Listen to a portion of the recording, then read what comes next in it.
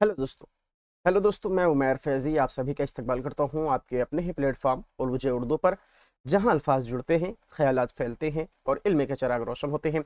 दोस्तों, आप सभी लोगों के लिए एक बहुत बड़ी खुशखबरी ये है कि जो आरपीएससी सेकंड ग्रेड आने वाले 2-3 महीने में आपका होने वाला है, उसका आपके प्लेटफॉर्म उलवुजे उर्दू की जानिब से बिल्कुल फ्री बैच स्टार्ट किया गया है।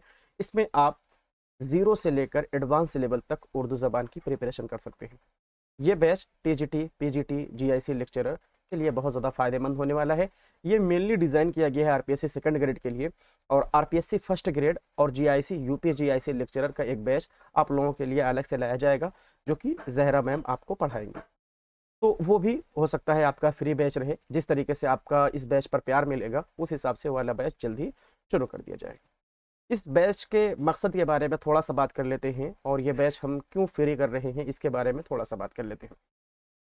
सबसे पहले नंबर पर उर्दू उर्दू का आपका ऐप है, और वहाँ पर बहुत सी क्लासेस चल रही हैं, जिसमें से ये एक क्लासेस जो पेड क्लासेस थी, ये एक पेड क्लास थी, इसको हमने यूट्यूब पर कर दिया है कि ये बैच बिल्कुल आप लोगों के लिए फ्री रहे। पहली बात तो ये है कि बहुत से ऐसे उर्दू ज़बान की हालत आप जान रहे हैं क्या है, और उर्दू ज़बान के जो पढ़ने वाले लोग हैं वो बहुत चुनिंदा बचे हुए हैं, और उनको सही तरीके से गाइडेंस नहीं मिल पाती है। सही तरीके से उनको कोई गाइड जल्दी नहीं उनको मिल पाती है। उनके हिसाब से जो चाहते हैं गाइड मिले, वो उनको गाइडेंस नहीं मिल पाती है। पहली बात। दूसरी बात ये है कि जो उरूज उर्दू आपका ये चैनल है, ये आपको बेसिक से लेकर एडवांस तक लेकर जाएगा। हमने बहुत से चैनल देखे हैं जहाँ पर बेसिक तो पढ़ा दिया जाता है, लेकिन एडवांस लेवल नहीं पढ़ाया जाता है। तो एडवांस लेवल की प्रिपरेशन बच्चे नहीं करते हैं, वो बेसिक में ही रह जाते हैं। दूसरी बात ये हो गई। और जो बच्चे रहते हैं जो अभी नए नए एस्पिरेंट्स हुए हैं, मीन्स कि जो अभी अभी नए नए टीजीटी की जिन्होंने अभी तक बीएड कर रहे थे और अब जाकर आए हुए हैं, वो एग्ज़ाम की दुनिया में, कॉम्पिटेटिव की दुनिया में आए हुए हैं, और जहां उर्दू ज़बान के जो बहुत एज उम्र दराज लोग बैठे हुए हैं, उनका कंपटीशन कैसे कर पाएंगे। तो उनको पहले बेसिक क्लियर ही नहीं रहता, तो एडवांस तक कहाँ वो पढ़ पाएंगे। तो उन लोगों को ध्यान रखते हुए ये हमने बैच को लॉन्च किया है कि इस बैच को हम ज़ीरो से पढ़ाएंगे। हो सकता है जो आप लोगों, हमारे बहुत से स्टूडेंट ऐसे हैं जो पहले से तैयारी कर रहे हैं, जो एलटी ग्रेड में बैठ चुके हैं, या जो 2022 यूपी टीजीटी की तैयारी कर रहे हैं, बहुत से ऐसे स्टूडेंट हैं। तो हो सकता है उनको ये थोड़ा सा बोर लगे ये वाला बैच, क्योंकि ये बहुत बेसिक से हम पढ़ाएंगे और आपको लगेगा कि हाँ, कहाँ तक पढ़ाया जा रहा है। तो आज की जो टॉपिक है वो उर्दू ज़बान की आगाज़ो इर्तिका पर आपकी ये टॉपिक मबनी रहेगी। एक नया सफ़र है, नई उम्मीद है आपके आपके प्यार के हिसाब से जीआईसी लेक्चरर और आरपीएससी से फर्स्ट ग्रेड का भी जल्द ही लॉन्च कर दिया जाएगा। एक बैच आपके सामने हाजिर है। और एक चीज़ आप लोगों को बता दें कि जो जिनको लग रहा होगा कि ये बैच बिल्कुल फ्री है और ये कंटेंट इसमें अच्छा नहीं होगा, नोट्स इसकी अच्छी नहीं होगी, तो एक बात आप लोगों के लिए बता दें कि आप 5 क्लासेस हमारी है, 5 क्लास आप देख लीजिए। उसके बाद जहां मन कहे आप वहां से पढ़ लीजिएगा, लेकिन 5 क्लास ईमानदारी से देख लेंगे तो आपको पता चल जाएगा कि कैसे एडवांस लेवल बनता है और कैसे ज़ीरो से पढ़ाई जाती है। तो क्लास को शुरू करते हैं। फ्री है तो इसका मतलब ये नहीं होगा कि इसमें फालतू की चीज़ें आपको पढ़ाई जाएंगी। आप 5 क्लासेस देख लीजिए। 5 क्लासेस अगर उर्दू ज़बान से आपका ताल्लुक़ है तो अपने आप ही आप इस बैच के बारे में बखूबी जान जाएंगे, और इसकी नोट्स या पढ़ाने का तरीका या पढ़ाने वाले के बारे में बहुत अच्छे तरीके से जान जाएंगे। क्लास को शुरू करते हैं। हम लोग पढ़ने वाले हैं उर्दू ज़बान की आगाज़ो इर्तिका, यानी उर्दू ज़बान कैसे बनी, कैसे ये वजूद में आई। ये सारी चीज़ हम लोगों को पता है कि लसानियात में आता है और इसको पूछा जाता है। तो हमारे जो नए स्टूडेंट हैं, उन लोगों के लिए कुछ चीज़ें हम यहाँ पर लिखे हुए हैं। सबसे पहले आप लोगों को ध्यान देना है कि जो भी एग्ज़ाम आप देने चाहते हैं, ये जो हमारे पुराने स्टूडेंट हैं उनको भी ये बता दें कि आप जो भी एग्ज़ाम देना चाहते हैं, उसमें सबसे पहले मुझे ये देखिए कि क्या पढ़ना है। पढ़ने के 3 तरीके होते हैं। 3 चीज़ें आपको कोई भी एग्ज़ाम में देने से पहले 3 चीज़ें ध्यान रखनी है, और यही आपकी कामयाबी का ज़रिया होती है। ठीक है। सबसे पहले नंबर पर क्या पढ़ना है, दूसरे नंबर पर कितना पढ़ना है, और तीसरे नंबर पर कैसे पढ़ना है। ये 3 चीज़ अगर आप जान जा रहे हैं तो कोई भी एग्ज़ाम को क्रैक करने से कोई नहीं रोक सकता। पहली चीज़ ये चीज़ हमने बता दी। दूसरी चीज़, एक चीज़ और दिमाग में, क्लास को शुरू करने से पहले एक चीज़ याद आ गई, उसको दिमाग में आप बिठा लीजिए। अगर आप कामयाबी चाहते हैं तो आपको अपनी नौकरी के प्रति इस तरीके से आपका रुझान होना चाहिए कि ये मेरी आखिरी लड़ाई है, इसके बाद मेरी ज़िंदगी यही मेरी ज़िंदगी का मकसद है।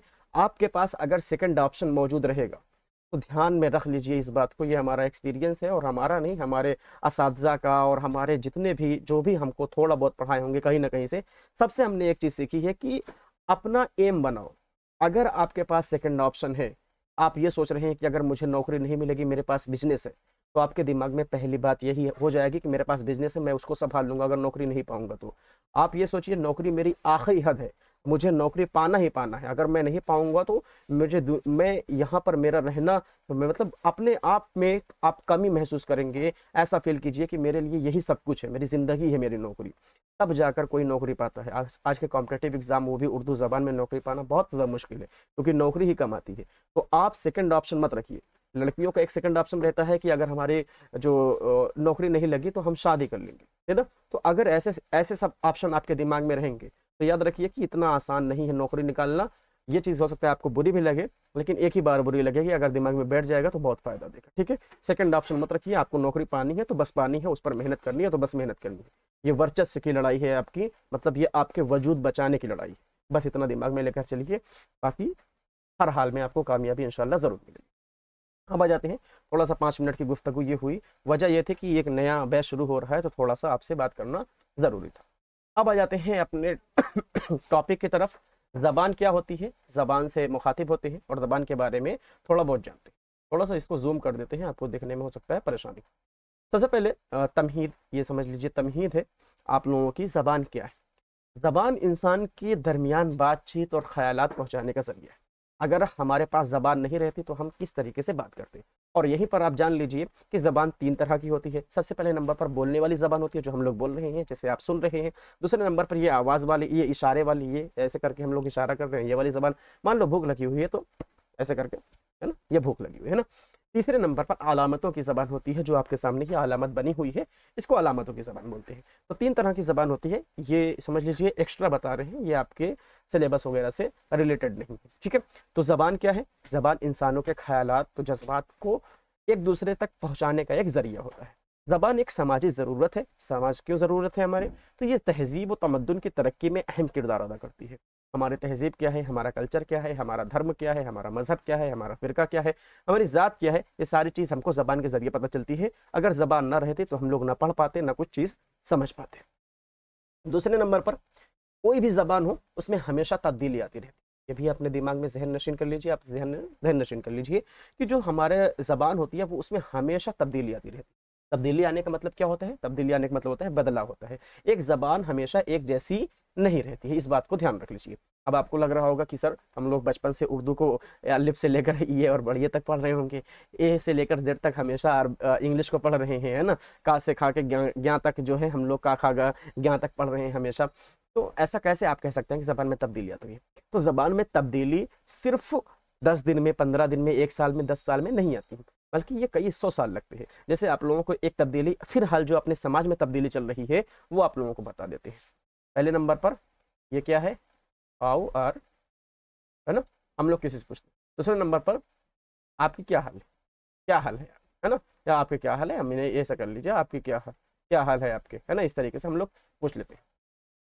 अब यही चीज़ हम लोग क्या बोलते हैं, आप कैसे हैं, अगर हम लोगों को बोलना है आप कैसे हैं।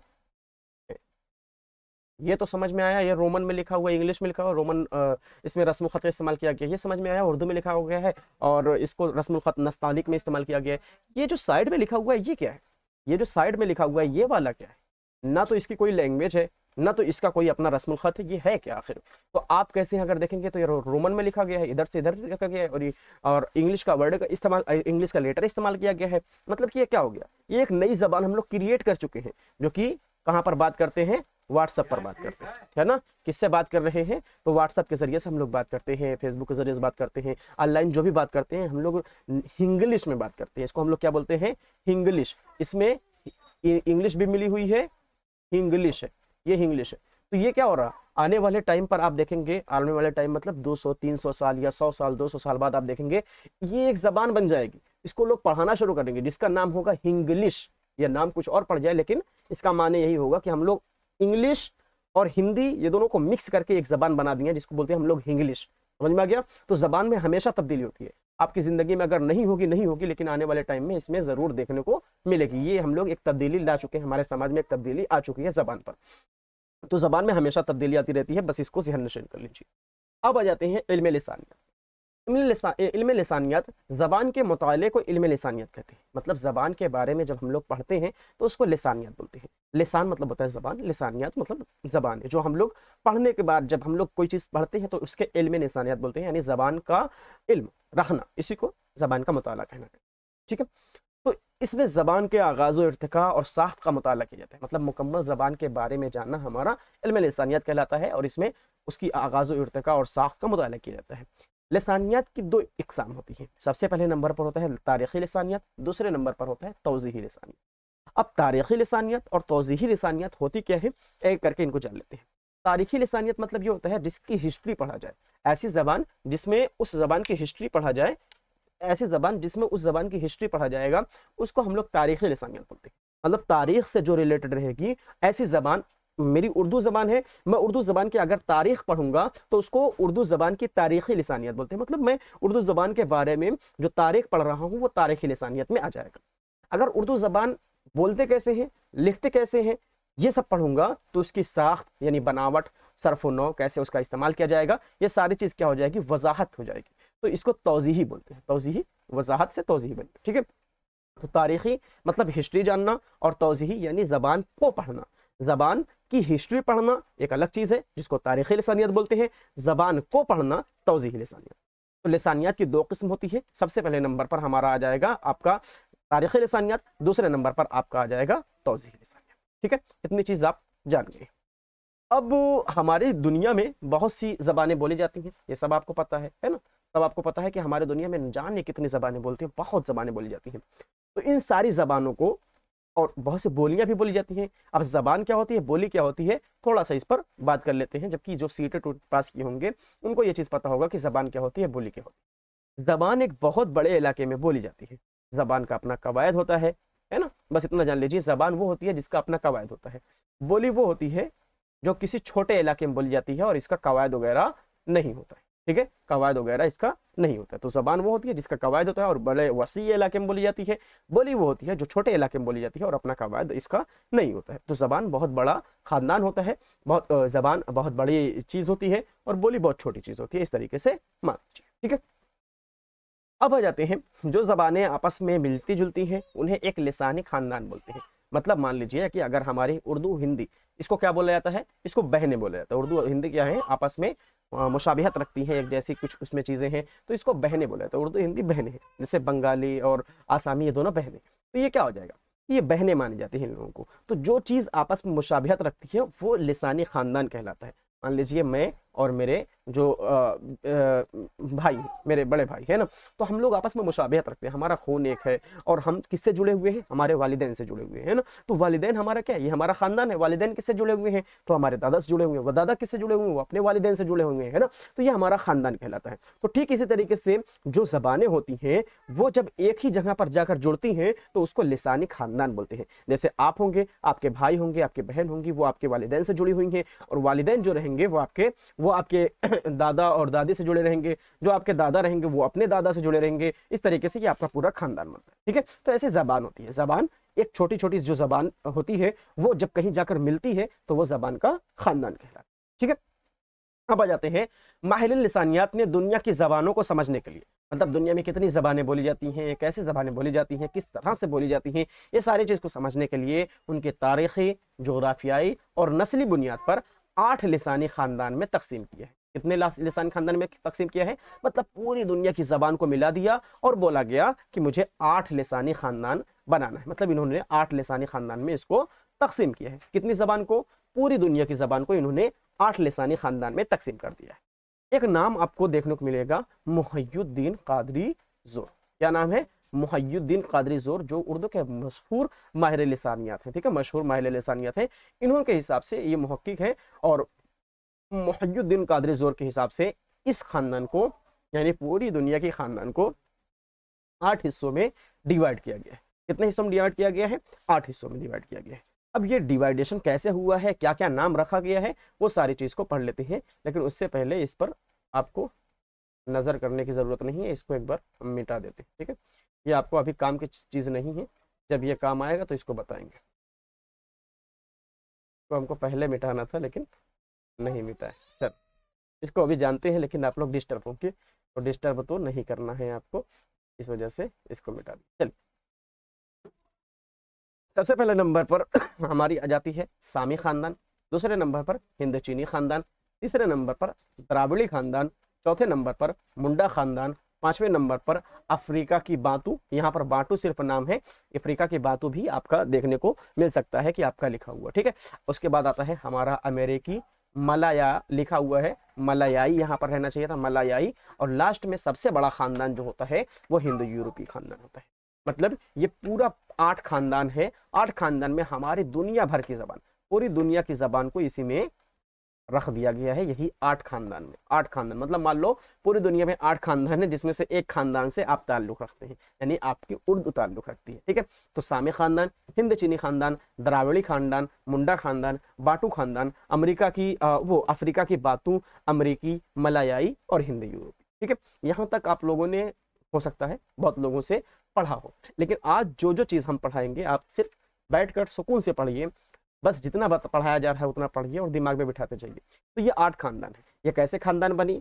पूरी दुनिया की जबान को डिवाइड किया गया और सबकी कड़ी कड़ी कड़ी कड़ी कड़ी कड़ी जोड़ जोड़ 8 खानदान में इन लोगों को बनाया गया। सामी खानदान, हिंद चीनी खानदान, द्राविड़ी खानदान, मुंडा खानदान, अफ्रीका की बातू, मलायाई, अमरीकी और फिर हिंद यूरोपी, ये इतनी खानदान हो जाती है। और लास्ट में जो हिंद यूरोपीय खानदान रहेगी, इसी से आपकी उर्दू, हिंदी, फारसी, अंग्रेजी, जर्मन और फ्रांसीसी, ये सारी जबानें हिंद यूरोपी से निकली। ठीक है, इन खानदानों में वही जबानें शामिल हैं, ऐसा नहीं है कि इसमें कुछ और जबानें शामिल हैं। इस जबानों में वही हमने पहले ही बताया था, जो मुशाबिहत रखेंगी। क्या रखेंगी? मुशाबिहत मतलब एक जैसी होंगी।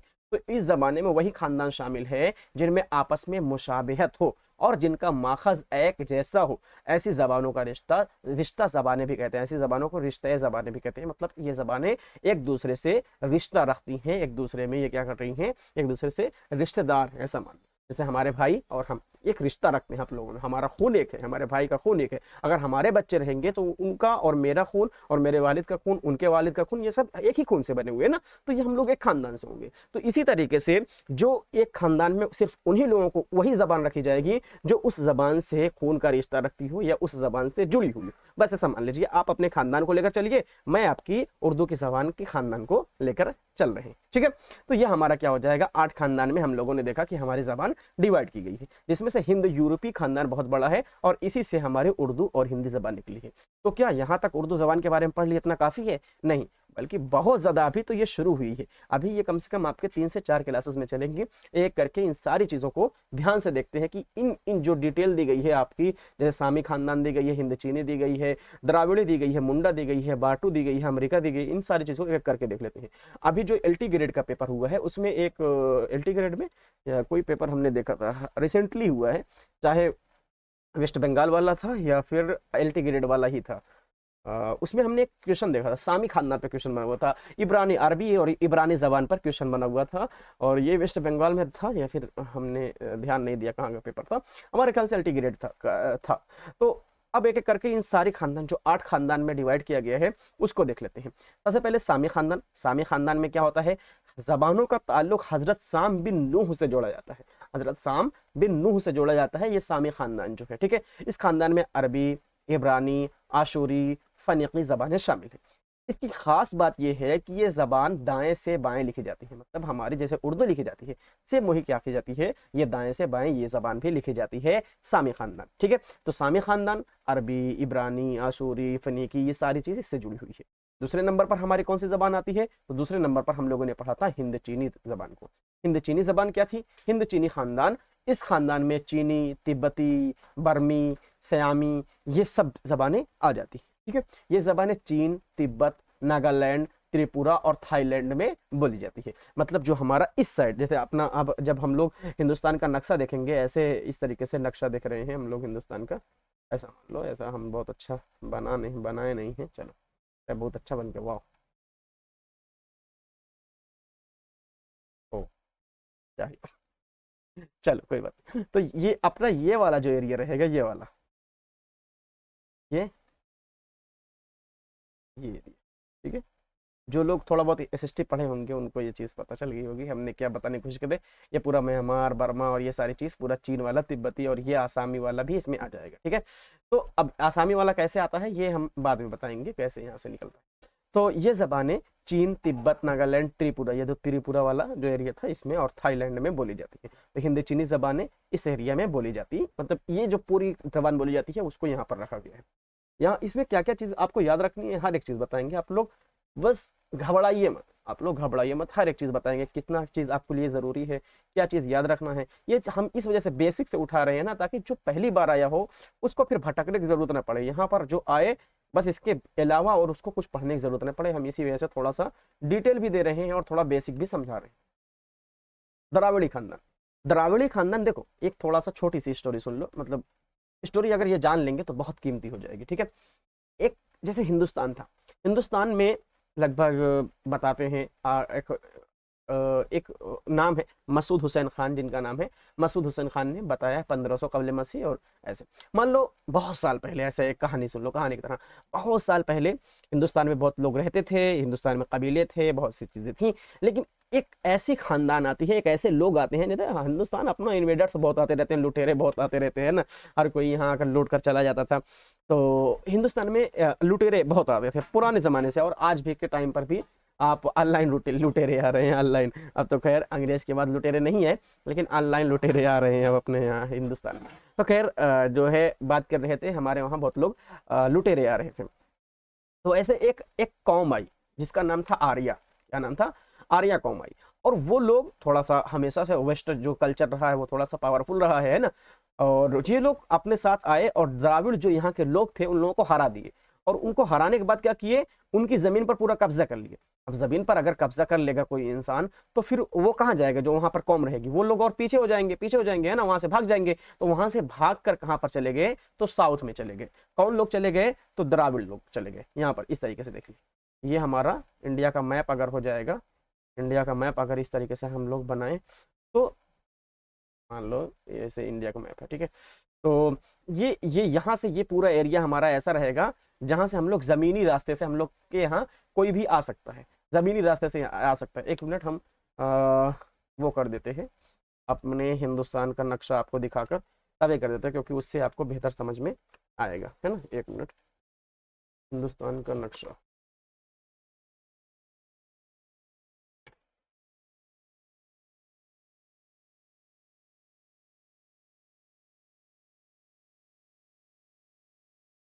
बस एक मिनट का टाइम दीजिए।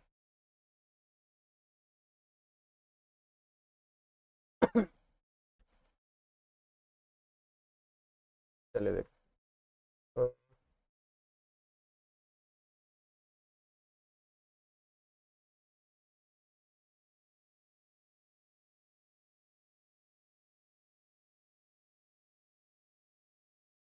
एक मिनट, एक मिनट, आगे मिल ही नहीं रहा।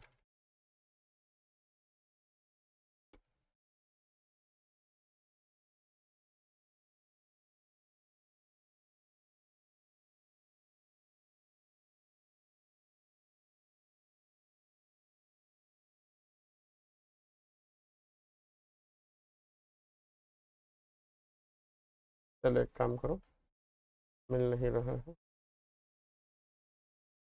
मिल नहीं रहा है। चलो एक ये मिला हुआ है, इससे मान लीजिए आप, ऐसे समझ में आपको आ जाएगा इस।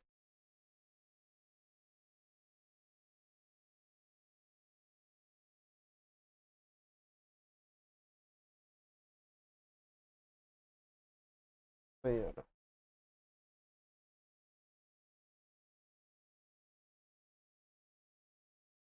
चलो जाने, तो नहीं आ रहा है, उसका मैप नहीं आ रहा है। चलो, तो क्या था, अगर जब आप लोग मैप देखेंगे हिंदुस्तान का, जब आप लोग मैप देखेंगे तो मैप में आप लोगों को एक चीज दिखने को मिलेगा कि हमारे पास रास्ता जो है वो सिर्फ एक ही तरह का, एक ही जगह का रास्ता है। ठीक है, कितने अरे ये आ क्यों नहीं रहा, एक मिनट। चलो, ये अगर आप यहाँ पर देखेंगे इस साइड जैसे देखो ये वाला जो पार्ट, ये वाला यहाँ पर ब्रश चल नहीं रहा है आपका, तो इस वजह से यहाँ पे इशारे से बता रहे हैं। देखो आप लोग जब देखेंगे ख्याल से, इस बात को जब ख्याल करेंगे, तो आपका ये वाला जो पार्ट है, ये वाला यहाँ से ये वाला जो पार्ट रहेगा, इसी जगह से क्या होते हैं आपके सारे लोग आएंगे, क्योंकि हमारा तीन तरफ से, हमारा पेनिसुला है यानी इंडिया, तीन तरफ से भारत हमारा जो है वो तीन तरफ से घिरा हुआ देश है। तो इस वजह से यहाँ पर जितने लोग आएंगे वो क्या रहेंगे, वो लोग एक ही रास्ते से आएंगे, जो कि हमारा रास्ता रहेगा जो पाकिस्तान वाला साइड और अफगानिस्तान वाले साइड, उसी तरफ से आएंगे। तो जब पाकिस्तान और अफगानिस्तान से आएंगे हमारे देश में, तो हमारे देश का जो निचला वाला पार्ट रहेगा, ये तो हमारा पानी से घिरा हुआ, यहाँ पर पानी रहेगा, यहाँ पर भी पानी रहेगा, यहाँ पर भी पानी रहेगा। तो एक ही रास्ते से यहाँ से आते हैं, और यहाँ पर हिमालय है तो यहाँ से आ नहीं पाएंगे, तो यही वाले रास्ते से सब लोग आते थे। तो यहाँ से आएंगे, लड़ाई वड़ाई करेंगे, कहाँ पर बसेंगे लोग, तो यहीं पर बसेंगे। तो इतने वाले एरिया में जो लोग रहेंगे वो लोग आर्या के लोग रहेंगे, और जो यहाँ के द्राविड़ वाले लोग रहेंगे जो पहले से यहाँ पर रह रहे थे, उन लोगों को भगाकर नीचे कर देंगे। ठीक है, समझ में आ गया। तो आर्या जो पहले इसको पढ़े होंगे वो समझ गए होंगे। तो आर्या के जो लोग रहेंगे वो जो उस टाइम पर लोग रहते थे उनका नाम था द्राविड़। ठीक है, तो द्राविड़ लोगों को भगा देंगे, और उसको कहां पर भगाएंगे, तो उन लोगों को साउथ में कर देंगे। कहां पर कर देंगे, साउथ में कर देंगे। तब द्राविड़ खानदान, उसी को खानदान बोलते हैं। ठीक है, द्राविड़ खानदान। तो साउथ की जितनी बोली है, जितनी जबानें हैं, जैसे तमिल हो गया, तेलुगु हो गया, कन्नड़ हो गया, मलयालम हो गया, ये सब जबानें किससे मिली हुई हैं, तो हमारे द्राविड़ी खानदान से ये मिली हुई है। मतलब द्राविड़ खानदान एक है, कौन सी खानदान है, जो कि एक बहुत नस्लें यहाँ पर रहती थी हमारे हिंदुस्तान में। आर्या के लोग आएंगे, इन लोगों को हरा देंगे, इन लोगों को भगा देंगे, तो ये लोग साउथ की तरफ चले जाएंगे। और जाएंगे तो क्या अपने साथ जबान नहीं लेकर जाएंगे, जबान छोड़ कर जाएंगे, बिल्कुल जबान लेकर जाएंगे। तो जबान वो लोग लेकर गए होंगे। समझ में आ गया। तो तमिल, तेलुगु, मलयालम और कन्नड़, ये जबानें द्राविड़ खानदान से जुड़ी हुई हैं। अब उसके बाद आ जाते हैं हमारे, हम लोगों ने चौथे नंबर पर मुंडा खानदान पढ़ा था। तो ये खानदान भी हिंदुस्तान से ताल्लुक रखता है। इसमें संथाली, मुंडा, राजमहली वगैरह जबानें आती हैं। आप लोगों को लग रहा होगा इतनी जबानें हम लोग याद कैसे रखेंगे, हर एक चीज की ट्रिक होती है, कोई इतनी चीज याद नहीं रख पाता। ठीक है, हर एक चीज आपको याद हो जाएगी। अफ्रीका की बातों में, अफ्रीका की तकरीबन 150 जबानें आती हैं, तो इसको बहुत ज्यादा पढ़ने की जरूरत नहीं है। अमरीकी और मलायाई को भी पढ़ने की जरूरत नहीं है, हिंद यूरोपी को पढ़ने की जरूरत है, और यही हमारी मेन है। ये सब दुनिया का सबसे बड़ा और अहम लिसानी खानदान है, इससे अहम कोई और है नहीं, यही सबसे अहम खानदान है। ठीक है, हिंदुस्तान की ज्यादातर जबानें इसी खानदान से ताल्लुक रखती हैं। इसमें उर्दू, हिंदी, फारसी, अंग्रेजी, जर्मन, फ्रांसीसी वगैरह शामिल है। इस खानदान की खास बात यह है कि इसकी जबानें आपस में एक दूसरे से अल्फाज लेती देती रहती हैं। अब ये क्या हो गया, ये कौन सी बात है, मतलब ये हो गया कि इसमें जो जबानें हैं वो एक दूसरे को अल्फाज देकर बनी हुई हैं। जैसे हमारी खड़ी बोली है, खड़ी बोली से हमारी उर्दू बनी हुई है, खड़ी बोली से हमारी हिंदी बनी हुई है ना। तो ये क्या हो गया, जबान से अल्फाज लिए हैं तब तो बने हैं। वहीं उर्दू में 70% अल्फाज ऐसे हैं जो कि किससे लिए गए हैं, तो हमारी फारसी से लिए गए हैं। बाकी 30% में हर जबान से लिए गए हैं ना। तो ये क्या हो जाए, उर्दू वाहिद जबान ऐसी है जिसमें दो चश्मिया का इस्तेमाल किया जाता है। दो चश्मिया जान रहे हैं ना, इस तरीके से एक क्वेश्चन ये भी मान लीजिए कि अगर कभी पूछ लिया तो उर्दू वाहिद कैसी है, कैसे है पूरी दुनिया की जबानों से, तो उर्दू एक ऐसी जबान है जिसमें वाहिद जबान ऐसी है जिसमें दो चश्मिया का इस्तेमाल किया जाता है। ठीक है, तो ये सारी चीजें हैं उर्दू के बारे में। मतलब सब लोग एक दूसरे से जबान देती लेती रहती हैं, ये जो हिंदू यूरोपीय खानदान है इसमें। अब आपको याद रखने की क्या जरूरत है, इन सारी चीजों को हम लोगों ने पढ़ लिया, याद रखने की जरूरत यही थी जो आपको यहाँ पर हमने मिटाई हुई थी। अब याद रखने के लिए आपको सिंपल सी बात है कि अब अभी अभी हमने बताया कि शायद वेस्ट बंगाल या किसी का पेपर हम सॉल्व कर रहे थे, तो वहां पर हमने देखा था कि सामी खानदान से क्वेश्चन आया हुआ था, अरबी और इब्रानी। इब्रानी हमको याद है, अरबी पता नहीं वर्ड आया था नहीं, इब्रानी आया हुआ था। अभी रिसेंटली 2-3 पेपर जो हुआ है उसी में से किसी में क्वेश्चन आया हुआ है। तो आप सामी खानदान, अरबी, इब्रानी, आशूरी और फिनिकी, ज्यादातर अरबी और इब्रानी सब लोग पढ़ाते हैं, आशूरी और फिनिकी भी है, आप पढ़ लीजिए, हो सकता है ध्यान में आपके रहे। हिंद चीनी से चाइना याद कर लीजिए। चाइना के आसपास जो एरिया हमने बताया है, आप म्यांमार चले जाइए जिसको पहले बर्मा बोलते थे, और बर्मा से है ना, और सयामी और तिब्बती चीनी, और वहीं पर हमारे क्या हो जाएगी, त्रिपुरा वाली जो जबान हो जाएगी। द्राविड़ तो हमने समझा दिया, द्राविड़ क्या थे, द्राविड़ हमारे लोग थे जो कि पहले नॉर्थ में रहते थे, उनको आर्या के लोग आएंगे उसको ढकेल कर आपको साउथ में कर देंगे। मुंडा की बात करें तो मुंडा, संथाल और मुंडा, राजमहली, ये सारी जबान आती है। बाटू में तकरीबन 150 जबान आती है। अमरीकी, मलयाई की पढ़ने की जरूरत नहीं है। हिंद यूरोपीय में आपकी हिंदी, उर्दू, फारसी, अंग्रेजी, जर्मन, फ्रांसीसी वगैरह जबानें आती हैं। ठीक है, तो इतना आपको ध्यान रखना है, हिंद यूरोपी, और आपकी याद रखना है सामी, हिंद चीनी और द्राविड़ी। ये 4 चीज को याद रखना है। बाकी मुंडा को भी आप याद रख सकते हैं, उसके अलावा बहुत ज्यादा याद करने की इन लोगों को बहुत ज्यादा याद करने की जरूरत नहीं है। सामी खानदान से क्वेश्चन बना था, अब की बार हो सकता है हिंद चीनी, द्राविड़ी और मुंडा से भी क्वेश्चन बन जाए, इस वजह से हमने इसको इतना डिटेल में पढ़ा दिया है। जबकि आम लोग मतलब जो बाकी टीचर्स को हमने देखा है पढ़ाते हुए, ऐसा नहीं है कि हम टीचर्स पैदा हुए थे, हम भी पढ़े हुए हैं भाई, टीचर्स से ही हम पढ़े हुए हैं। तो हमको जो परेशान जो दिक्कतें हमको लगी वो सारी चीज़ आपके लिए हम उसको सहूलत दे रहे हैं। मतलब जो चीज़ हमको जहाँ पर परेशानी हो रही थी वो सारी चीज़ हम चाहते हैं कि आपको परेशानी ना हो, इस वजह से इतनी डिटेल में पढ़ा रहे हैं। ये चीज़ बहुत लोगों को बुरा भी लग रहा होगा, बहुत लोगों को ठीक लग रहा होगा। तो बहरहाल ये चीज़ एकदम शुरू के लोगों से पढ़ा रहे हैं ध्यान में रखते हुए। तो आप जो नए या पुराने जो लोग हैं वो थोड़ा सा सब्र करें, क्योंकि नए लोगों को भी साथ लेकर चलना है। सब अगर पुराने को लेकर चलेंगे, जो पढ़े लिखे लोग हैं या जो जिनका IQ 160 ही है, वो 160 है, उनको पढ़ाकर आगे बढ़ा देना कौन सी बड़ी बात है। जिनका IQ 70 है, जिनका IQ 80 है, जिनका IQ 90 है, उन लोगों को पढ़ाना थोड़ा सा अच्छी बात होती है ना। तो पढ़े हुए लोगों के लिए पढ़ाना, बहुत लोग पढ़ा रहे हैं, जो कम पढ़े लिखे हुए जो शुरुआत कर रहे हैं पढ़ाई की, उनको पढ़ाना थोड़ा मुश्किल है, इस वजह से डिटेल में पढ़ा रहे हैं ताकि उनको समझ में आ जाए। ठीक है, तो सामी खानदान में अरबी इब्रानी से क्वेश्चन बन चुके हैं। आशूरी फनीकी भी याद कर लीजिए, हिंद चीनी में चीनी, तिब्बती और बर्मी, सयामी, और उसके बाद द्राविड़ी, तमिल, तेलुगु, मलयालम, ये आराम से आ जाएगा, जितनी भी हमारी जबान आज के टाइम पर भी चल रही है, तो इसको याद रख लीजिए। मुंडा, संथाल, मुंडा, राजमहली, बाटू में कोई मतलब नहीं है, अमरीकी मलयाई कोई मतलब नहीं है, हिंद यूरोपी आपको याद हो जाएगा, इसको भी याद करने की जरूरत नहीं है, अभी डिटेल में पढ़ेंगे तो इसको याद कर देंगे। ठीक है, समझ में आ गया? इतनी चीज हम लोगों ने अभी तक पढ़ लिया। तो सबसे पहले नंबर पर इसको एक बार रिवाइज कर लें कि इतनी कोई खास चीज इसमें पढ़ी नहीं है, रिवाइज करने वाले बस इतना जान लीजिए कि तारीखी लिसानियात मतलब क्या होता है, जबान के बारे में पढ़ना। तो तारीख़ी लिसान इसकी 2 किस्में होती हैं।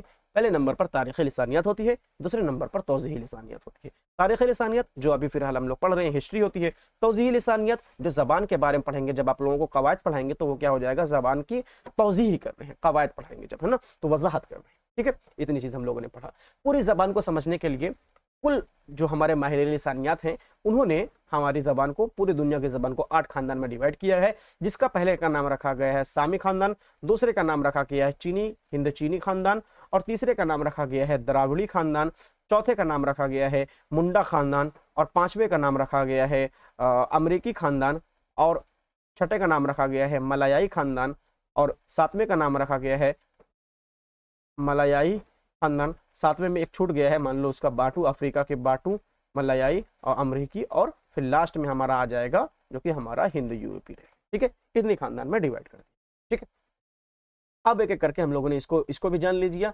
अब हिंद यूरोपी, यही हिंद यूरोपी जिससे हमारी उर्दू और हिंदी जबान निकली है, इसको हम लोग और डिटेल में पढ़ेंगे। हमारे जब तक उर्दू और हिंदी निकल नहीं जाएगी तब तक हम लगातार इसको पढ़ते रहेंगे। समझ में आ गया? तो हिंद यूरोपी खानदान की तकसीम। अब यहाँ पर डायरेक्ट बहुत लोग बोल देते हैं हिंद यूरोपी खानदान, हिंद आर्याई खानदान को 3 अदवार में तकसीम किया गया है। उम्मीद है आप लोग भी यही पढ़े होंगे, जितने जो चाहे हमारे पुराने होंगे। अब यहाँ से पुराने वाले को ध्यान देने में समझ में आ जाएगा। देखो, हिंद यूरोपी खानदान की तकसीम के बारे में अभी तक जो आप लोगों ने पढ़ा होगा वो ये डायरेक्ट यहाँ पर आकर पढ़ लेते होंगे। देखो क्या, हिंद आर्याई जबान की इर्तिका, इस तरीके से पढ़कर आप कदीम हिंद आर्याई, वस्ती हिंद आर्याई और जदीद हिंद आर्याई यहीं तक पढ़ लेते होंगे।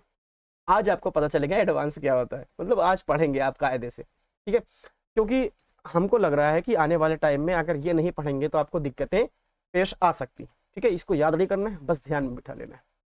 तो हिंद यूरोपी की तकसीम, मोहिउद्दीन कादरी जोर के मुताबिक हिंद यूरोपी खानदान को की 8 शाखें हैं।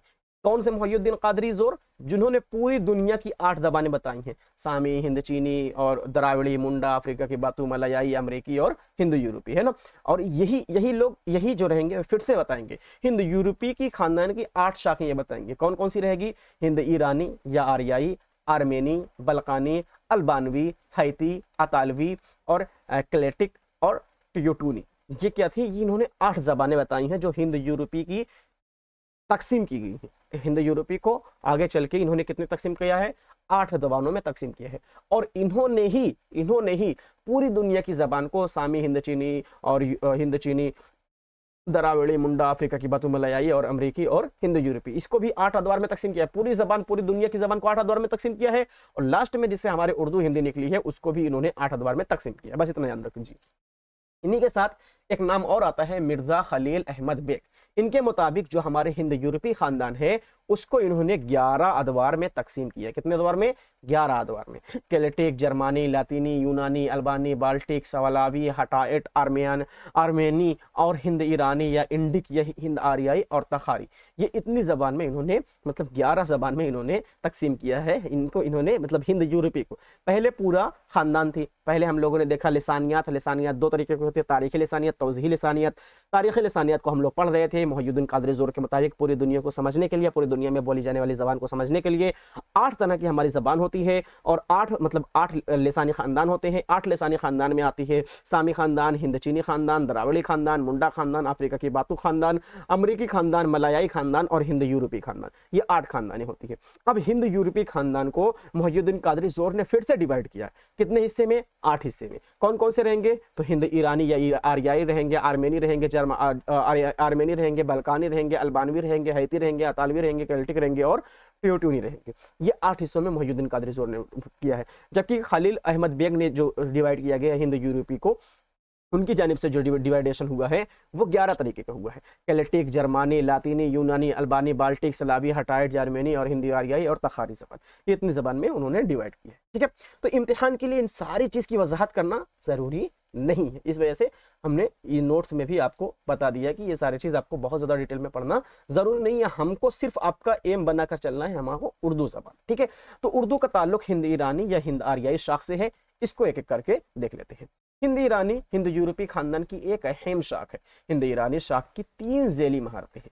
3 ज़ेली महारतें यानी हिंद ईरानी, यही वाली हिंद ईरानी चाहे यहाँ से ले सकते हैं, क्योंकि हम लोग प्रेफर कर रहे हैं मुहय्यिद्दीन कादरी ज़ोर का, तो हिंद ईरानी या आर्याई जो ये ज़बान है, ये हिंद ईरानी यूरोपी खानदान, जो हिंद यूरोपी खानदान है उसकी 3 ज़ेली शाखें हैं। कौन कौन सी है? पहले नंबर पर ईरानी है, दूसरे नंबर पर पिशाची है, तीसरे नंबर पर हमारा हिंद आर्याई है। तो ईरानी, पिशाचा और हिंद आर्याई। उर्दू का ताल्लुक हिंद आर्याई खानदान से ही है। तो अब यहाँ से हमारे हिंद आर्याई खानदान शुरू होती है, जिसको 3 अदवार में तकसीम किया गया।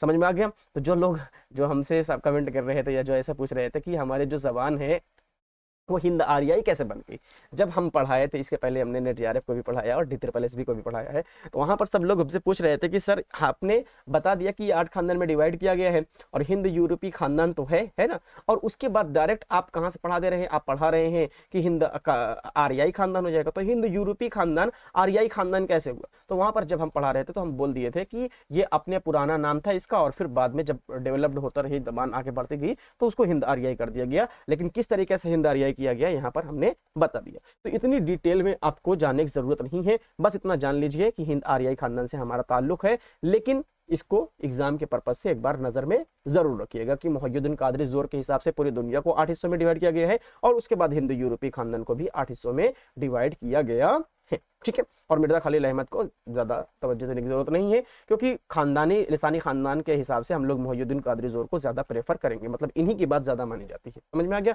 अब उसके बाद आ जाते हैं हम लोग हिंद आर्याई की तरफ। हिंद आर्याई ज़बानों के इर्तिका के बारे में थोड़ा सा बात कर लेते हैं। उससे पहले जो इससे पहले की नोट्स हम पढ़ा रहे थे उसको एक नज़र आपको दिखा देते हैं।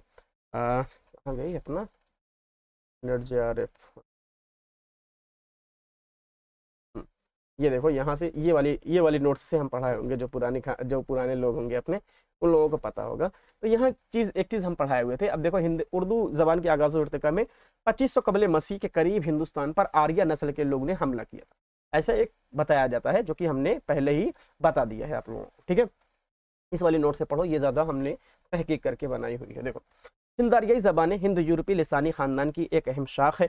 उर्दू का ताल्लुक भी इसी हिंद आर्याई शाख से है, इसलिए इसका मुताला हमारे लिए ख़ास अहमियत रखता है। मौरख़ीन के मुताबिक आर्या कौम तकरीबन 1500 कबल मसीह हिंदुस्तान में आई। एक आर्या कौम थी जो कि हिंदुस्तान में लगभग 1500 साल पहले आई थी। कौन से 1500 साल पहले? 15 मतलब आज 2000 चल रहा है, 1500 साल मतलब 500 साल पहले, 500 ईस्वी में नहीं। कबल मसीह आप जान लीजिए, कबल मतलब होता है पहले और मसीह मतलब हज़रत ईसा अलैहिस्सलाम को मसीह कहा जाता है ना। तो कबल मतलब होता है पहले, कबल मतलब पहले, और मसीह मतलब क्या होता है? मसीह मतलब हज़रत ईसा अलैहिस्सलाम को जोड़ा जाता है। ठीक है, तो हज़रत ईसा अलैहिस्सलाम के पैदा होने से पहले, जब हज़रत ईसा अलैहिस्सलाम पैदा हो गए हैं, मान लीजिए आप इस तरीके से यहाँ पर हमने एक चीज़ वो बना दे रहे हैं। देखो, ये यहाँ पर 0 है, मतलब आज के टाइम पर कौन सा चल रहा है? आज का टाइम पर क्या चल रहा है बताओ? आज के टाइम पर कौन सी डेट चल रही है? आप मुझे बताइए, आज के टाइम पर कोई खाली जगह है? आज के टाइम पर कौन सी डेट चल रही है, मुझे आप ये बताइए। अगर आप ख्याल से देखेंगे तो आज के टाइम पर जो डेट चल रही है उसका नाम है, आज के टाइम पर कौन सी डेट है? आज 11/2/2025 है, यानी 11 फरवरी, यहाँ से लिखो 11 फरवरी 11 फरवरी 2025, मान लो ऐसा 2025 है, ठीक है। इससे पहले कहीं ना कहीं हमारा देश भी आज़ाद हुआ है ना, मतलब किसी डेट को आज़ाद हुआ है ना, 2025 अभी चल रहा है। हमारा देश कब आज़ाद हुआ था? तो 1900 बता जल्दी, 1947 में आज़ाद हुआ था, है ना। यानी इससे पहले भी कोई ईयर चल रहा होगा, 1947 से पहले हो सकता है 1947 से पहले 1047 रहा हो, जब मुसलमान हिंदुस्तान में आना शुरू किए थे 147 रहा हो सकता है इससे पहले 500 साल रहा हो सकता है इससे पहले 0 रहा हो, भी तो सकता है, क्योंकि ये गिनती एक टाइम पर आने के बाद ये 0 हो जाएगी। 0 हो जाएगी कि नहीं हो जाएगी? 0 हो जाएगी। तो ये वही टाइम है जब हजरत ईसा अलैहिस्सलाम पैदा हुए थे, ठीक है। ईसा अलैहिस्सलाम पैदा हुए थे, तो इसी को क्या बोला जाता है? हजरत ईसवी बोला जाता है, क्योंकि हजरत ईसा अलैहिस्सलाम इसी दिन पैदा हुए थे। जब से ये पैदा हुए हैं तब से तारीख गिनी जाने लगी। इससे पहले क्या तारीख नहीं थी? इससे पहले क्या दुनिया नहीं थी? इससे पहले हजरत आदम अलैहिस्सलाम का वाकया क्या है, हजरत नूह अलैहिस्सलाम का वाकया क्या है, हजरत इसरा, मतलब न जाने कितने हमारे नबी आए हुए हैं, उनके पहले फिरौन, ये सारी चीज़ क्या है, ये सब फिर दुनिया नहीं थी, फिर थी दुनिया। लेकिन तारीख जो जुड़ी जा रही है वो हजरत ईसा अलैहिस्सलाम के पैदा होने के बाद से जुड़ी जा रही है, तब से ईसवी लिखे जाने लगे। अच्छा, यहीं पर एक चीज़ और जान लीजिए, हिजरी क्या होती है?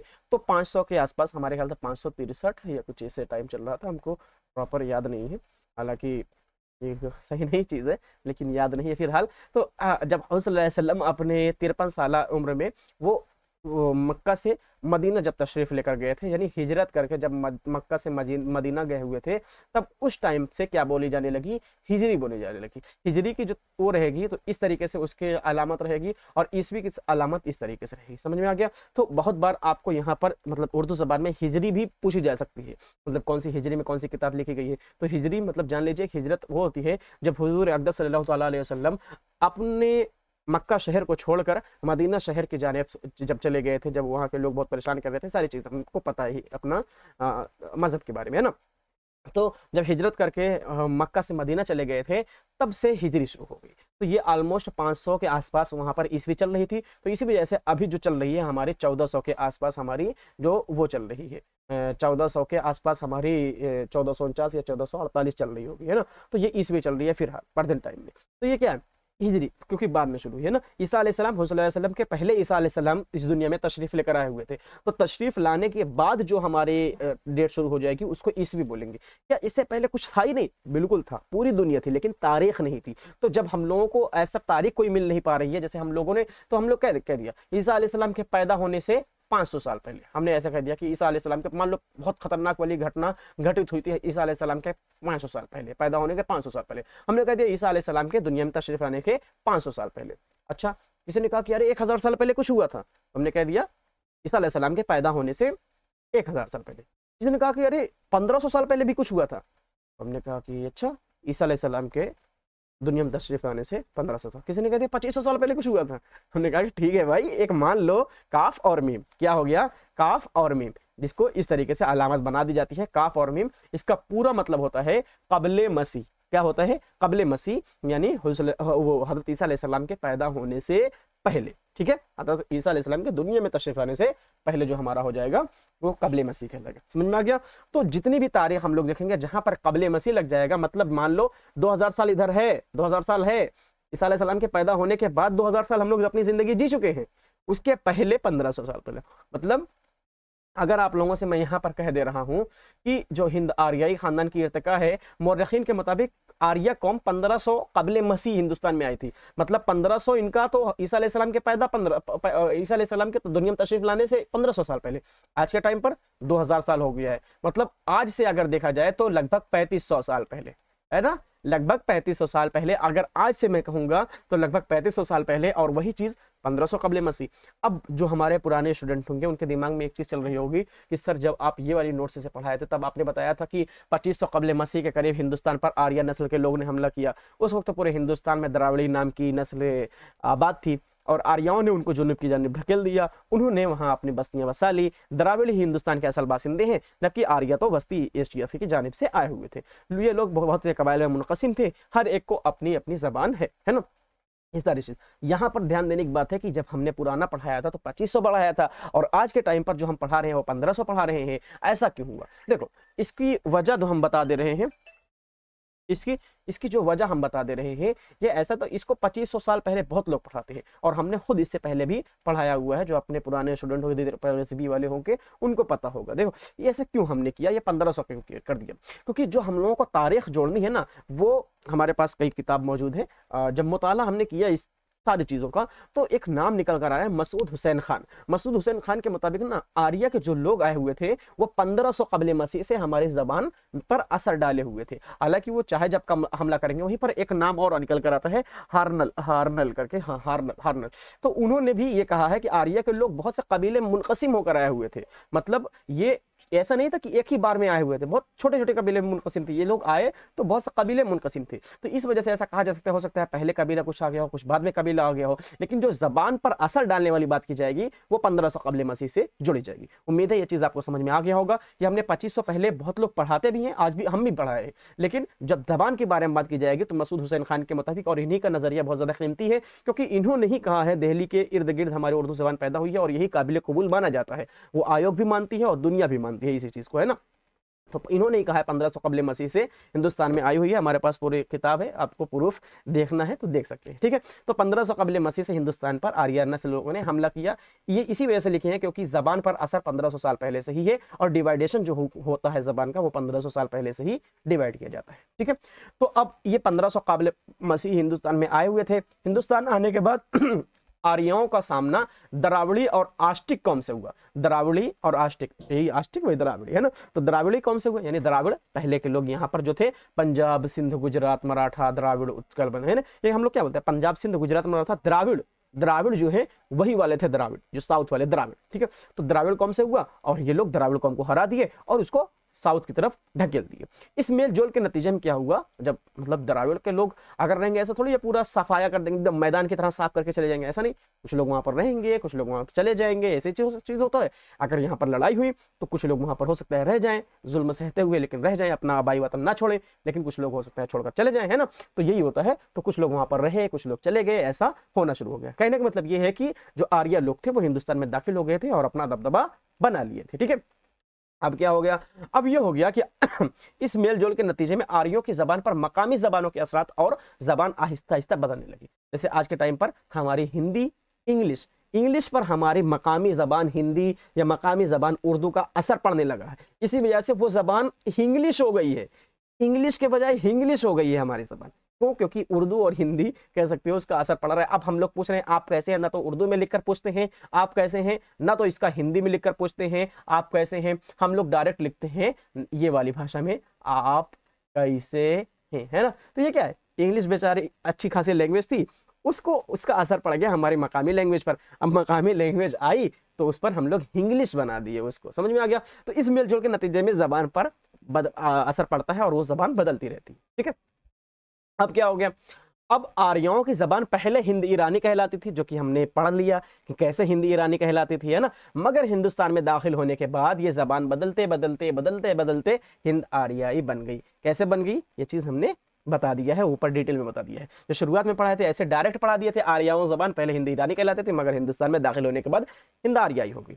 लेकिन ये चीज कैसे हुई ये आज की क्लास में हमने पढ़ाए हैं, क्योंकि हम ये सोचते हैं कि इसके अलावा और कुछ पढ़ने की जरूरत नहीं पड़े, इसी वजह से इतनी डिटेल में आपको पढ़ाए हुए। यही जबान आगे चल के उर्दू, हिंदी और दीगर जबानों से मुनक़सिम होती है, मतलब दीगर जबान बनती है, इसी से मुनक़सिम होते हैं, ये लोग से तकसीम होते हैं, ठीक है। अब आर्यों के आमद के मुतालिक कुछ नज़रियात पेश किए गए हैं। ये कैसे नज़रियात हैं, क्या हैं, इन सारी चीज़ को हम लोग जान लेते हैं, ठीक है। देखिए यहाँ पर लिखा गया है, आर्यों की असल जाए पैदाइश के बारे में मुख्तलिफ नज़रियात पेश किए जाते हैं। मुहय्यिद्दीन कादरी ज़ौहर, जो कि बहुत कीमती नाम है, आप लोग इनका नाम याद कर लीजिए। इनका नज़रिया ये है, ज़्यादा माकूल और काबिल कबूल समझा जाता है। इनकी जितने भी नज़रिए हैं, इन्होंने बहुत तगड़ी वाली तहकीक की है, तुम जान लीजिए। तो इनका वाला जो नज़रिया है वो बहुत अच्छा माना जाता है, ठीक है, काबिल कबूल समझा भी जाता है। इनके मुताबिक आर्यों का असल वतन रूस की जनूबी और मगरबी इलाके में था, जहाँ से वो वस्त एशिया के खत्ते या न्याश न्यानसन की पहाड़ी के इलाकों तक फैले हुए थे, जिसका टांसिन जिसको बोलते हैं टांसन, वो यहाँ से दिख नहीं रहा था, खैर टांसिन जिसका नाम है टांसिन, ठीक है टांसिन। तो इसकी पहाड़ी तक ये लोग फैले हुए थे, रूस की तरफ से थे और टांसिन की पहाड़ियों तक इन लोग फैले हुए थे। कादरी जोर, यही वाले मुहियुद्दीन कादरी जोर, खाली जोर भी लिखा आ सकता है, तो आप लोग इस पर परेशान मत होइएगा, खाली जोर लिखा है। कादरी जोर के मुताबिक आर्या कौम 1500 कबल मसीह से कबल हिंदुस्तान पहुंच चुकी थी।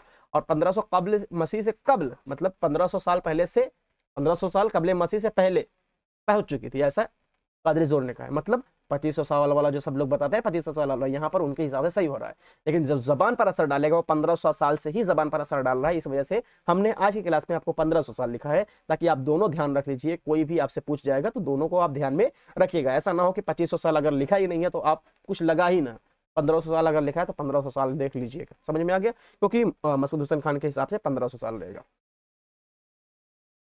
तो 1500 कबल मसीह से हिंदुस्तान पहुंच चुकी थी। हिंदुस्तान आने से पहले इन्होंने मुख्तसर मुद्दत के लिए ईरान और अफगानिस्तान में भी क़याम किया था। बाद अज़ां वो पंजाब के इलाकों में दाखिल हुई। चूंकि आर्या बुनियादी तौर पर खाना बदोश थे, खाना बदोश उनको बोलते हैं जो एक जगह से टहलने घूमने मतलब ये नहीं है कि आओ चलो सैर पर चलते हैं, घर तुम्हारा कहीं और खान और टहलने चलते हैं, ये इसको टहलना बोलते हैं। लेकिन ये खाना बदोश मतलब ये होता है जो कि अपने खाने की तलाश में या अपने व्यापार की तलाश में या अपने जीविका कमाने की तलाश में वो लोग एक जगह से दूसरी जगह जाएंगे तो उसको खाना बदोश कहते हैं, ठीक है। मतलब कबीले जो होते हैं वो, जैसे आज के टाइम पर जो सड़क वड़क पर ऐसे वो प्लास्टिक लगाकर रहते हैं ना, उनको खाना बदोश कहते हैं, ठीक है। खाना बदोश थे ये लोग, है ना। इसलिए मुख्तलिफ अक़वाम से राब्ते के नतीजे में इनकी जबान पर यूनानी, लातीनी और दीगर जबानों के असरात मुरतब हुए। अब क्या हो गए कि जैसे खाना बदोश जो रहते हैं वो आप देखते हैं सड़क वड़क के किनारे प्लास्टिक ऐसे लगाकर, तंबू लगाकर बढ़िया से वो लोग अपना वहां पर रहते होते हैं ना। तो ये क्या हो जाएगा, एक तरीके से उनकी जबान पर, अब जब हर एक जगह पर ये लोग टहलते रहते हैं, खाने की तलाश में, व्यापार की तलाश में, सारी चीज की तलाश में वो लोग टहलते रहते हैं, तो इनकी जबान जहां जाएंगे वहां से कुछ ना कुछ लेकर आएंगे। तो यूनानी, लातीनी, ये सारी जबानों के असर इनके ऊपर देखने को मिलते हैं, ठीक है। अब आ जाते हैं हम लोग इन तब्दीलियों के नतीजे में एक नई लिसानी शक्ल सामने आती है, जिसको हम लोग हिंद आर्याई जबान कहा जाता है, ठीक है। हिंदुस्तान में आर्याई जबानों का इर्तिका के एतबार से 3 बड़े अदवार में तकसीम किया जाता है। 3 बड़े अदवार कौन कौन से हैं? सबसे पहले नंबर पर कदीम, वस्ती और जदीद। अब ये क्या थे? हिंद आर्याई जो जबानें हैं जब हिंदुस्तान में दाखिल हो जाती हैं तो उस, अब दाखिल हो गई हैं तो हम क्या कैसे पढ़ेंगे उन लोगों को? जब हिंदुस्तान में अगर दाखिल हो गई हैं तो उसको किस तरीके से हम लोग पढ़ेंगे? तो कैसे पढ़ेंगे? तो उसको 3 हिस्सों में डिवाइड कर दिया गया है। पहले हिस्से में रखा गया है कदीम हिंद आर्याई, दूसरे हिस्से में रखा गया है वस्ती हिंद आर्याई और तीसरे हिस्से में रखा गया है जदीद हिंद आर्याई। अब ये किस तरीके से है, क्या क्या है, हम लोग इसको कल पढ़ेंगे, उससे पहले इसके ईयर को एक बार हम लोग देख लेते हैं। सबसे पहले देखिए कदीम हिंद आर्याई। कदीम हिंद आर्याई को 1500 कबल मसीह से 500 कबल मसीह तक डिवाइड किया गया है। 1500 कबल मसीह, 1500 हजरत ईसा अलैहिस्सलाम के पैदा होने से 1500 साल पहले से लेकर 500 साल तक, यानी ये कितना टाइम हुआ? अगर इसको ईयर में खोजेंगे कितना होगा ईयर में, यानी ये 1000 साल का था, 1000 का टाइम है। 1000 साल कैसे? 500 से 1500, 500 से 1500 है तो 500 से लेकर 6 7 8 9 10, 500 ये हो गया, उसके बाद 10 से 15 मतलब 1000 साल का यह जमाना है। वस्ती हिंद आर्याई में बहुत लोग कंफ्यूज होते हैं, कैसे ये 1500 साल का जमाना हो जाएगा? तो 500 कबल मसीह से 1000 ईस्वी तक, 500 कबल मसीह से 1000 ईस्वी तक, ये क्या बवाल है? अब देखो, ये देखो 1500 कबल मसीह, 500 कबल 1500 कबल मसीह से 500 कबल मसीह तक 1000 साल का, हमने इसको देख लिया कि ये 1000 साल का हमारा पीरियड है। दूसरे नंबर पर जब हमारा शुरू होता है, अच्छा नहीं ये 500, हाँ 500 से 1000, तो ये वस्ती हिंद आर्याई रहेगा। तो कदीम हिंद आर्याई जो रहेगा 1500 से लेकर 500 साल तक रहता है, तो ये 1000 का टाइम पीरियड है, ठीक है। अब वस्ती हिंद आर्याई जो रहेगा वो 500 से शुरू होता है, 500 से शुरू होता है और 1000 ईस्वी तक चलता है। अब यहाँ पर मान लीजिए, यहाँ पर अब एक चीज आपको यहाँ पर अच्छे तरीके से समझा दे रहे हैं, वरना आप लोग परेशान रहेंगे। देखो यहाँ पर देखिए, सबसे पहले नंबर पर ये कौन सा पीरियड है? तो ये यहाँ पर हजरत ईसा अलैहिस्सलाम पैदा हुए, ठीक है, ईसा अलैहिस्सलाम पैदा हुए। इसके बाद 500 साल होता है, पैदा होने के बाद 500 साल, फिर 500 यानी 1000 साल यहाँ पर हो जाएंगे हम लोग, 500 साल अगर जोड़ देंगे, फिर 500 साल जोड़ेंगे 1500 साल हो जाएगा, फिर 500 साल जोड़ेंगे 2000 साल हो जाएगा। आज के टाइम पर हमारा 2025 चल रहा है, ऐसा मान लीजिए, ठीक है ना। यहाँ पर आएंगे 500 साल कबल मसीह, यहाँ पर आएंगे 1000 साल कबल मसीह, यहाँ पर आएंगे हमारा 1500 साल कबले मसीह, यहाँ पर आएंगे 2000 साल कबले मसीह, है ना। तो ये क्या है, सब में 500-500 साल का गैप रखा है हमने, बिल्कुल रखा है, आपको ध्यान दिख रहा है ना कि 500 साल का ध्यान रखा है। तो हमारा जो पहला वाला कदीम हिंद आर्याई रहेगा वो 1500 से लेकर 500 साल तक सिर्फ रखता है। कितना रखता है, 1500 से लेकर 500 साल। अब 1500 से लेकर 500 साल का हो गया, 1000 साल का टाइमिंग नहीं, 1000 से 1500 500 और 500 से 1500 मतलब 1000। तो 1000 का टाइम का क्या हो जाएगा, हमारा कदीम वाला हो जाएगा। ये कौन सा है, कदीम, ठीक है। दूसरे नंबर पर हमारा शुरू होता है वस्ती। अब कदीम के बाद क्या, वस्त मतलब होता है बीच वाला पीरियड। तो बीच वाला, अब देखो ईसा अलैहिस्सलाम के पैदा होने से 500 साल पहले, तो ये कौन सा हो जाएगा, 500 होगा कि नहीं होगा, 500 ये वाला हो जाएगा। अब 500 साल बाद और 500 साल बाद यानी 1000 साल बाद, तो ये क्या हो जाएगा, इधर 1000 हो जाएगा। तो इस तरीके से जो हमारा यहाँ पर देखने को मिल रहा है, जो ये वाला टाइम है, जो ये यहाँ पर आप देख रहे हैं हिंद आर्याई की, जो वस्ती हिंद आर्याई है, उस दौर को जो 500 कबले मसीह से 1000 तक का टाइम है, ये अपना 1500 साल का टाइम होगा, ठीक है। जदीद हिंद आर्याई 1000 से लेकर आज तक के टाइम को हम लोग जदीद हिंद आर्याई बोलते हैं, जो कि 1000 ईस्वी जब मुस्लिम का आक्रमण यहाँ पर शुरू हुआ था हिंदुस्तान में, तब से लेकर आज तक के टाइम को, एक मिनट,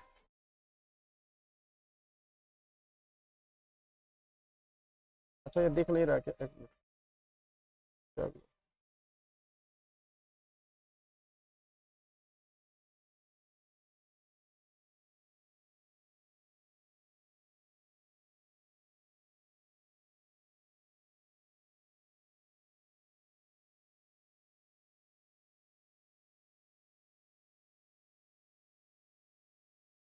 एक मिनट।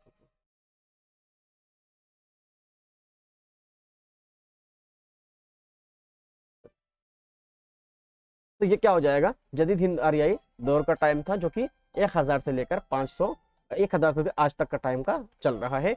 कदीम हिंद आर्याई 1000 का टाइम है, जो कि 1500 कबले मसीह से 500 कबले मसीह तक चलता है। वस्ती हिंद आर्याई जो कि आपका 1500 साल का टाइम है, जो 500 कबले मसीह 500 साल उधर और 1000 ईस्वी तक चलता है, तो 1000 साल इधर, तो इस वजह से 1500 साल हो जाएगा। वहीं पर जदीद हिंद आर्याई जो रहेगा वो 1000 से शुरू होता है और आज तक के 2025 तक के टाइम को चलता है, ठीक है। तो ये रही आज की क्लास कैसी लगी जरूर बताइएगा। कल की क्लास में हम लोग इसको बहुत डिटेल में पढ़ेंगे और ये सारी चीज कैसे बनी, कैसे हमारे वैदिक पीरियड चलते हैं और किसके हिसाब से डॉक्टर सुदेश्वर वर्मा, ज्ञानचंद जैन और वैदिक मंजिल, सारी चीज वस्ती हिंद आर्याई हर एक पहलू को कल की क्लास में हम लोग पढ़ेंगे। आज की क्लास को यहीं पर कर देते हैं खत्म। आज की क्लास कैसी लगी जरूर बताइएगा। किसी तरह का अगर आप कोई मशवरा देना चाहते हैं तो आप वो भी बता दीजिए। और एक चीज, हाँ एक चीज और बता दे, बहुत लोग बच्चे बोल रहे थे कि नोट्स के लिए क्या करें, ये जो नोट्स है किस तरीके से आपको हासिल होगी। तो ये नोट्स, पहली बात तो ये नोट्स जो है आप लोगों को यूट्यूब और इसे तो हासिल कराई नहीं जा सकती। हमारा ऐप है जिसका नाम है ओरूज उर्दू, यहाँ पर हम उसको लिख दे रहे हैं। आप ओरूज उर्दू हमारा ऐप है, ठीक है। प्ले स्टोर पर आप सर्च कर सकते हैं आराम से ओरूज उर्दू के नेम से। ओरूज उर्दू जिससे नाम आपका ये चैनल का है, इसी से नाम है आपका ओरूज उर्दू का। ओरूज उर्दू जैसे सर्च करेंगे तो उसमें एक नोट्स आरपीएससी सेकंड ग्रेड के नोट्स का ऑप्शन होगा, वो बैच होगा। वो आपका बैच है 99 रुपए का, ठीक है। 99 रुपए का वो बैच है, आप वो बैच ले सकते हैं। उसमें आपकी ये पूरी नोट्स, आपको सिर्फ नोट्स उसमें देखने को मिलेगी। जो यहाँ पर क्लास कराएंगे टेलीग्राम वगैरह पर नोट्स नहीं देंगे, क्योंकि जो मतलब नोट्स इतना ज़्यादा मिस यूज़ की जाती है। कोई अगर अलग मेहनत करता है, अगर आप लोगों को अपनी किताब दिखाएं कितना मुताला करना पड़ता है, तब कोई बाकायदा नोट्स बनती है। इधर देखिए, आप लोगों को एक बार दिखा दें, ये देखिए, ये देखिए, एक साइड रखते हैं इसको, इसके अलावा ये देखिए, इसको साइड रखते हैं। इसके बाद ये देखिए,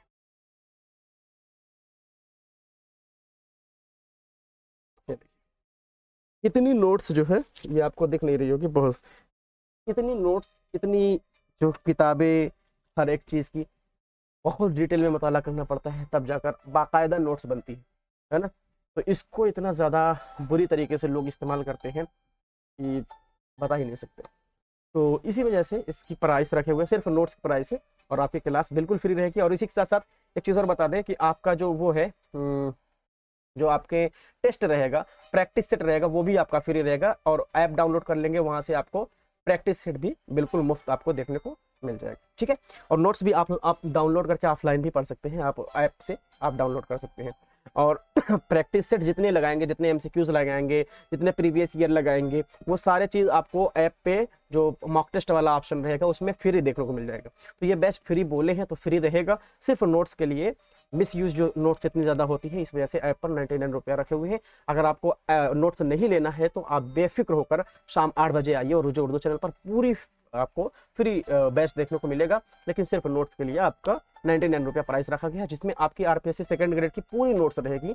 मतलब जितनी हम क्लास लेंगे सब आपकी नोट्स रोज वहां पर अप्लाई हो जाएगी। ऐसा नहीं है कि एक दिन में आपको पूरी नोट्स मिल जाएगी, जितनी जितनी हम लेते रहेंगे, जितनी क्लास उतनी क्लास को अपडेट करते रहेंगे। ठीक है, तो ये रही आपकी क्लास कैसे लगी जरूर बताइएगा। फिर मिलते हैं आप लोगों से किसी अगली क्लास में। शाद रहिए, आबाद रहिए, खुश रहिए, जिंदाबाद रहिए। खुदा हाफिज।